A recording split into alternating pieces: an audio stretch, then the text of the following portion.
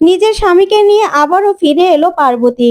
অবাক হয়ে গেল কমলিনী। হ্যাঁ বন্ধুরা, এমনটাই দেখা যাবে। তাই সম্পূর্ণ জানতে ভিডিওটিতে লাইক দিয়ে চ্যানেলটি সাবস্ক্রাইব করে দেখতে থাকুন।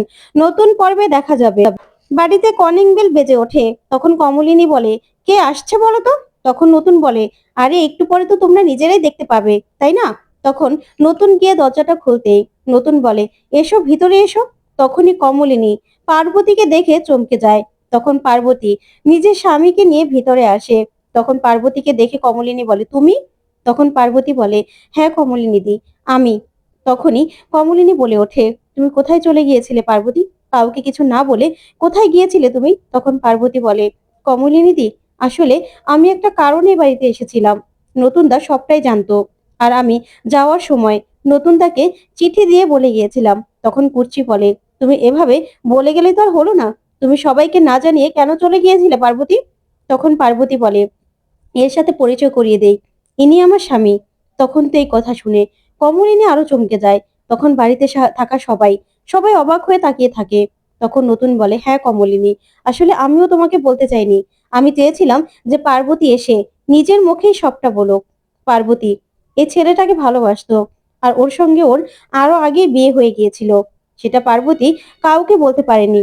যখন ওর বিয়েটা ভেঙে যায়, আসলে ও ইচ্ছে করে পুলিশে খবর দিয়ে সেদিন বিয়েটা ভেঙে দিয়েছিল। সেটা আমাকে বন্ধ রুমে বলেছিল। তখন নিজেই নিজের সিঁথিতে সিঁদুর পড়েছিল।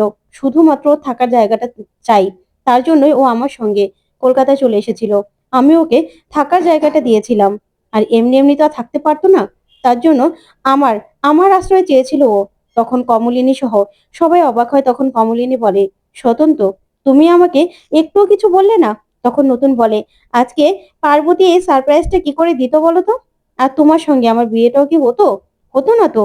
তুমি যে আমাকে এতটা ভালোবাসো, আর আমাদের যে বিয়েটা হওয়া দরকার, সেটা কি কোনোদিনও তুমি স্বীকার করতে? করতে না তো। তার জন্য পার্বতীর আমাদের বাড়িতে আসা দরকার ছিল। পার্বতী ইচ্ছে করেই তোমাকে আর আমাকে এক করার জন্যই এই নাটকগুলো করেছিল।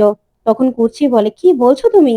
তখন কমলিনী কমলিনী পার্বতীকে দেখে খুশি হয়। তখন পার্বতী কমলিনীকে গিয়ে বলে, কমলিনী দি, তুমি আমাকে ক্ষমা করে দাও।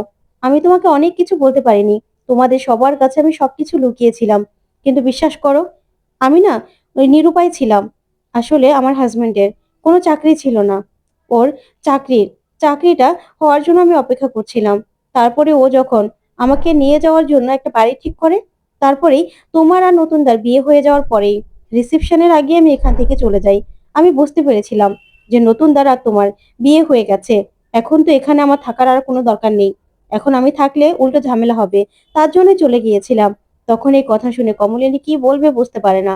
তো বন্ধুরা, কেমন লাগলো আজকের আপডেট অবশ্যই কমেন্ট করে জানাতে ভুলবে না। পরবর্তী আপডেট পেতে চ্যানেলটি সাবস্ক্রাইব করবে। ধন্যবাদ।